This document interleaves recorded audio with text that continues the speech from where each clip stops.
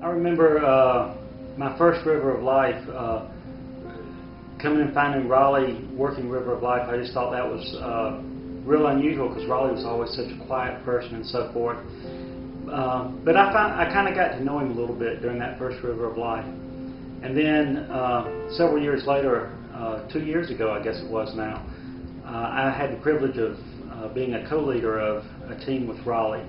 And it was just amazing to watch him because he had all the patience in the world. He taught kids how to use power tools, how to hammer a nail, how to measure a board, simple things. But he was just such a good leader, and it was just really a pleasure to get to know him. He was a great person, and just always had a kind word to say about everyone. And I really miss you, Rollie. Rollie was just such an inspiration to so many people with River of Life. He, from day one, would just get out there and work hard and do his thing. He did talk a lot, but he showed how he loved Christ and how he loved others through his actions, and that's just really one of the greatest legacies he leaves with us. One of the other things I really remember about him that just made me love him even more, we had our first year a couple of jobs that we were not able to complete, and so the Forest Hills Youth Group went out to finish it.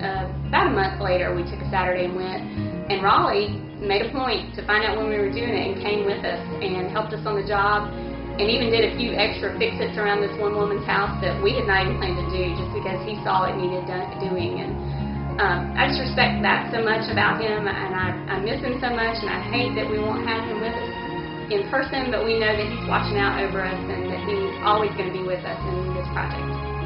My first memory of Rollie was, I guess I met him probably in '98 when a handful of us showed up at his house one Saturday. He was roofing his back deck or back porch, and 3 or 4 of us showed up at his house, jumped up on his porch and started roofing. And it was so funny because he was so uncomfortable us being there. He didn't want to put us out and didn't want us to do it, and we weren't going to leave until we were finished. And I'll never forget just the look on his face and him being so surprised that we were there.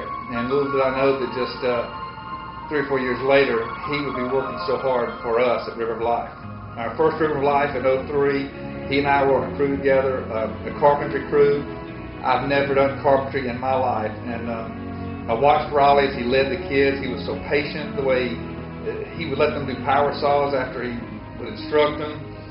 He was just so easygoing and patient with them, which was so opposite for me because I'm so spastic and all upset and let's go. And he really rubbed off on me, and to watch the way he methodically went about the job, involved the kids in it, and I learned so much from him and how to treat students at River of Life just in that first year, watching how he treated them. And other than the fact that we spoke all the time, he would come see my grandmother when my grandmother was alive, bring her candy, just show up out of the blue and spend time with her and talk to her. The kindness of his heart, the way he loved people, he was my friend, and I miss him terribly, and I just really loved him. And this year's for you, Rollie.